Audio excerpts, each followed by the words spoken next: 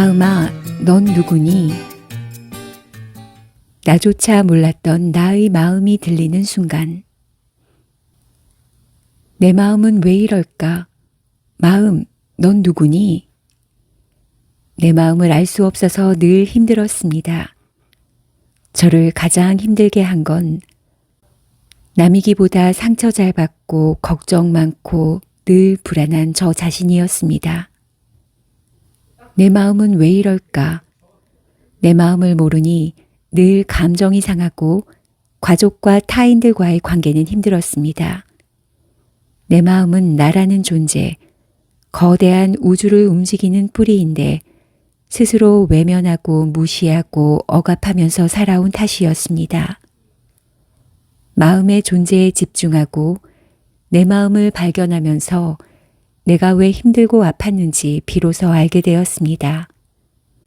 신경정신과 약에 의지했던 삶에서 벗어날 수 있었습니다. 내 마음, 어두운 과거의 동굴 속에서 상처 때문에 울고 있는 어린아이들을 만나고 대화하면서 용서하고 화해하면서 동굴 속을 빠져나오기 시작했어요. 더 이상 어제를 살지 말고 오늘을 살기로 결심한 거죠. 오늘을 즐겁게 살지 못하고 내일의 문을 열 용기가 나지 않는 이유는 두려움 때문이에요. 과거의 상처를 벗어나지 못하면 두려움 때문에 미래의 문을 열 수 없어요. 저는 많은 상담을 통해 마음이 지닌 치유의 능력을 발견합니다. 우리는 자신을 치유할 수 있는 치유의 능력을 타고났어요. 내 속에 있는 걱정과 두려움이 비대해지면 그 능력이 숨을 쉴 수 없어요. 사람은 변하지 않는다는 말을 저는 싫어합니다. 생각하는 방법을 바꾸고 감정을 표현하고 비워내는 마음 연습을 하면 사람은 변합니다. 자존감을 키우고 스스로를 진심으로 사랑하는 자기자비를 실천하고 마음을 챙기는 연습을 하면 사는 게 한결 편해집니다. 당신의 마음은 거대한 우주예요. 당신 속에 있는 치유의 능력을 발견해 보세요. 힘과 자신감은 내 안에 있어요.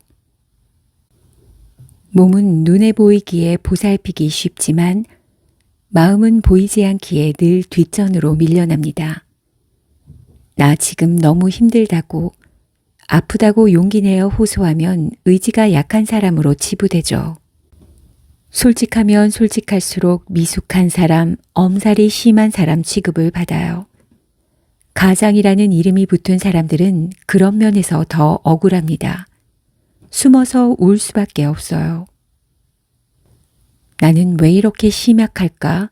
이깟 일로 끙끙 앓다니 하며 자기가 먼저 마음을 무시하고 타박합니다. 세상에서 가장 해석하기 어려운 언어가 마음의 언어입니다. 내 마음도 모르겠는데 남의 마음을 어떻게 읽겠어요? 오독과 오해로 멀어지는 그와 나의 관계를 지켜보면서도 엉킨 실타래를 풀 엄두가 안 나 바라만 보고 있습니다. 가족과의 소통에도 매일 실패하는 마당에 타인과 소통하는 데 자신 있을 리가 없죠. 관계 속에서 마음 읽는 법을 배워야 하는데 관계에 미숙하니 심리적 대가를 혹독하게 치르게 됩니다. 나이가 든다고 누구나 어른이 되는 건 아닌가 봅니다. 중년이 되면 중후한 멋을 풍기고 여유도 좀 생길 줄 알았는데 때때로 혼자 숨어서 울어야 하는 외로운 시간의 블랙홀에 빠진 듯 하니까요. 마흔이 되면 누구나 불혹하고 쉰이 되면 지천명에 이를 줄 알았어요. 중년이 된다는 것은 매사에 적중하고 인생의 깨달음을 토대로 지혜로운 판단을 하는 어른이 되는 거라 믿었죠.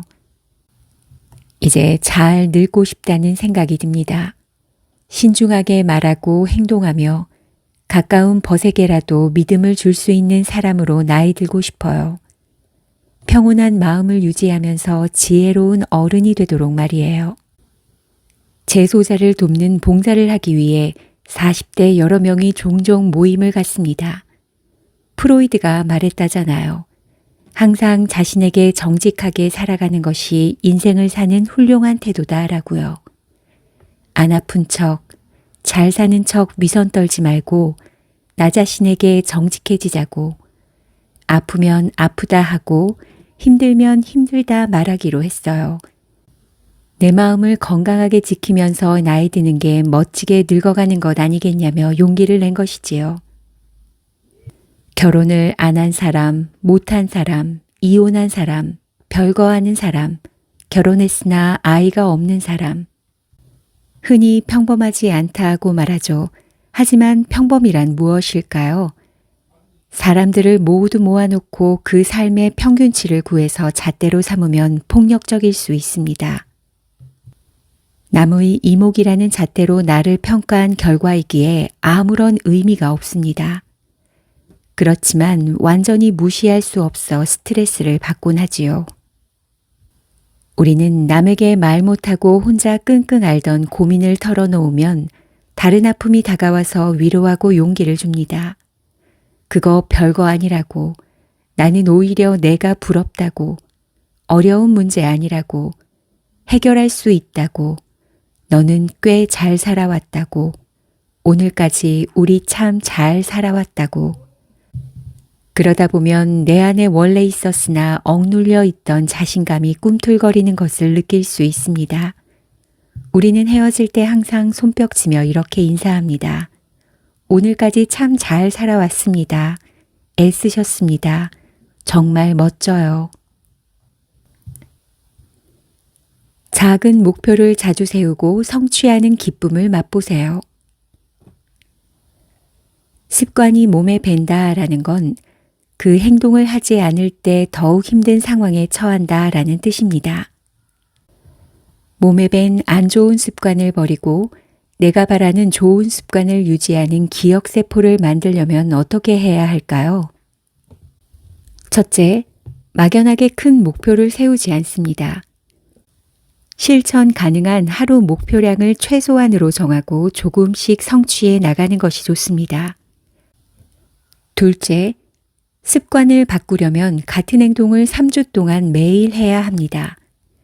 3주는 뇌의 습관을 각인시키는 단계입니다. 작은 목표를 세우고 3주 동안은 하루도 어기지 않는 것이 중요해요. 사람의 뇌는 충분히 반복되지 않으면 저항합니다. 그 행동을 입력할 기억세포가 만들어지지 않았기 때문이죠. 새로운 행동이 습관화되는데 최소 3주가 걸립니다. 생각이 고정관념을 담당하는 대뇌피질과 불안을 담당하는 되뇌 변연계를 거쳐서 습관화하는 뇌관까지 이르는 데 걸리는 최소한의 시간이 3주거든요. 흔히 21일 법칙이라고 불리는데 심리학자와 의학자의 연구를 통해 체계화되었습니다. 셋째, 3개월 동안 지속해야 합니다. 3주 동안 뇌의 습관을 각인시켰다면 이 습관을 완전히 몸에 배게 하는데 3개월이 걸립니다. 나의 나쁜 습관 1호인 미루기는 바로 크고 막연한 계획 세우기에서 비롯된 것이었어요. 실천이 어려우니 미루게 되고 미루다 보니 습관이 됐던 거죠. 작은 계획으로 일단 습관을 만드세요. 가속도가 붙어서 시간을 늘릴 수 있답니다. 실천만이 실력이 되고 평생 습관이 돼요. 20년 동안 며칠 빼고 어기지 않고 해온 일이 매일 A4 한 장 글쓰기입니다. 아무리 힘들어도 지켜온 나 자신과의 약속이에요. 매일 한 장의 글을 쓰고 소리내어 읽어보고 읽을 때 어색했던 문장을 고쳐 쓰기를 계속하면서 나는 비로소 글을 쓰는데 자신감이 붙기 시작했어요. 책을 읽다가 좋은 문장을 만나면 그 역시 소리내 읽어봅니다. 그러면 눈과 귀, 그리고 내 몸 전체에 좋은 문장에 대한 감각이 입력되는 느낌을 받아요. 그렇게 길러진 감각은 내가 글을 쓸 때 나의 색깔에 맞게 문장에 스며들곤 합니다. 잘 쓰고 못 쓰고는 자기 몫이 아닙니다. 실천적이지 않으면 아무것도 안 돼요. 간절한 마음으로 내 피를 찍어서라도 그림을 그리는 심정으로 써야 합니다. 글쓰기뿐만 아니라 모든 일이 그렇지요. 실천만이 실력이 되고 평생 습관이 됩니다. 나만의 비밀을 만드는 여행을 떠나세요. 삶이 너무 허무해요. 나이만 먹네요. 여행을 떠나고 싶은데 용기가 나지 않아요. 발목을 잡는 현실의 숙제도 너무 많고 함께 떠날 마음 맞는 친구를 구하기도 쉽지 않아요. 삶은 길 위에서 만난 우연한 인연을 통해 답을 주기도 하고 지름길을 알려주기도 하죠. 여행을 하다 보면 나와 멀어질수록 내가 보일 때가 많습니다. 먼 곳으로 긴 여행을 떠나는 것도 좋지만 하루를 온전히 나만을 위해 쓸 수 있다면 어디든 가까운 곳으로 혼자 떠나는 일일 여행을 자주 하는 것이 치유 효과는 더 큰 것 같아요. 혼자 하루를 걸으며 생각할 시간도 많고 나와 대화하는 시간을 충분히 누릴 수 있어요. 한 달에 한 번이라도 혼자 낯선 사람들 속에서 혼자 걷는 여행을 해보는 거예요. 여행은 나 자신을 찾고 내가 몰랐던 진짜 나를 만나기 위해 떠나는 거랍니다. 그곳에서 미처 몰랐던 나를 만나고 걷고 대화하면서 찾은 답을 가지고 내일을 사는 힘을 얻을 수 있어요. 나만의 비밀을 만드는 여행을 떠나세요.